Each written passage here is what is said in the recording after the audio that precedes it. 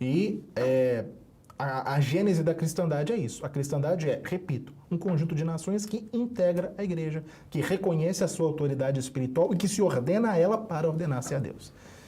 A gênese disso está no final, no Império Romano, nos últimos tempos do Império Romano, quando da cristianização do Império Romano, quando da proclamação da religião católica como religião oficial do Império Romano e, sobretudo, nos primeiros séculos da Idade Média, quando, pelas próprias contingências históricas, a igreja foi chamada a se tornar a guardiã da civilização. Ao mesmo tempo em que ela evangelizava os povos que se instalaram, povos pagãos ou hereges que se instalaram quando da queda do Império Romano, ela foi também chamada a civilizá-los. E, ao fazê-lo, construiu uma civilização cristã na qual Cristo era reconhecido como rei. Esse foi o trabalho da igreja nos primeiros 5 séculos medievais. E depois, Lucas, essa realeza social de Nosso Senhor, ela se estabeleceu durante a Idade Média, que, ao contrário do que muitos professores de história dizem por aí, né, a Idade das Trevas, né, na verdade, foi uma era de desenvolvimento de luzes e como é que isso pode ser rebatido? Como é que Cristo reinava e trazia luz para essa sociedade, ao contrário do que os professores de história dizem, de que era a Idade das Trevas, um tempo de terror, um tempo de obscurantismo. Como é que Nosso Senhor reinava nessa sociedade depois que aconteceu esse desenvolvimento, de modo que a igreja foi chamada a civilizar a sociedade? Sim, esse exercício civilizacional dela, vamos aqui pontuar algumas coisas. Esse exercício civilizacional dela, ele é uma consequência necessária da sua missão. Não é uma coisa acidental. Digamos assim, vamos colocar de forma clara. Qual é a finalidade da igreja? É salvar as almas. Só que, repito, é sempre importante voltar nisso. Logo antes da ascensão, Nosso Senhor ordenou que a igreja fizesse também as nações suas discípulas, e tudo que diz respeito às nações. Portanto, a igreja ela tem uma missão, digamos, temporal, que ordena-se a uma missão espiritual. Que missão temporal é essa? É orientar as coisas aqui deste mundo mesmo, para as coisas do céu.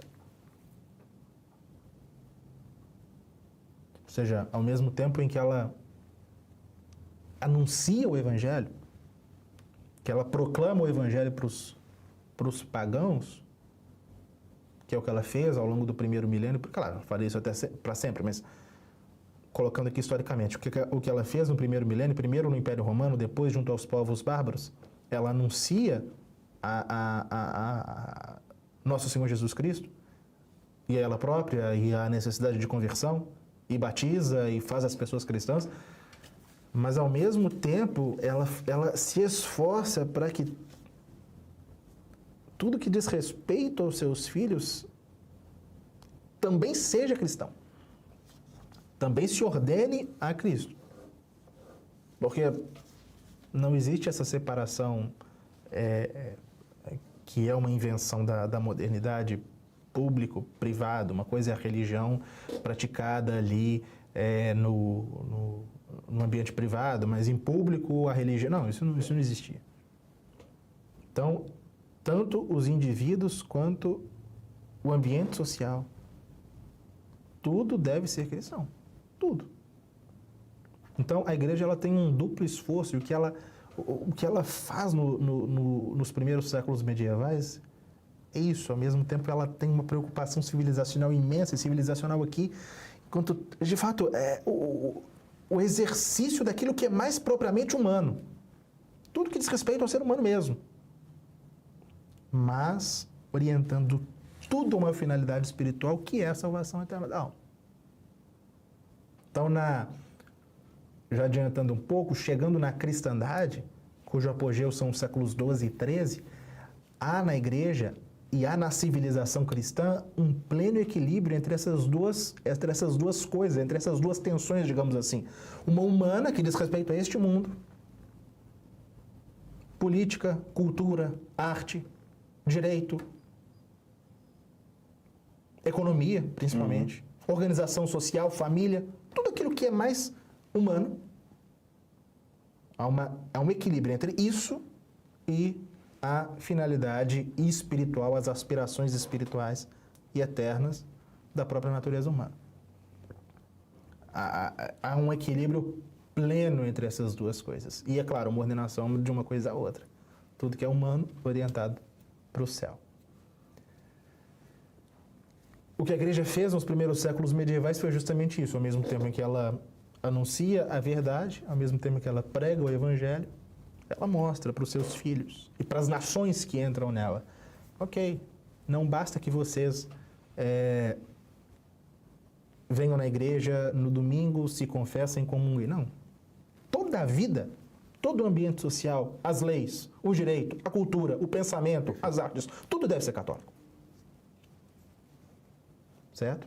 Porque Cristo reina em tudo. Porque Cristo é o Senhor de tudo. Porque Ele é o Senhor de tudo. Todo o poder me foi dado no céu e sobre a terra. E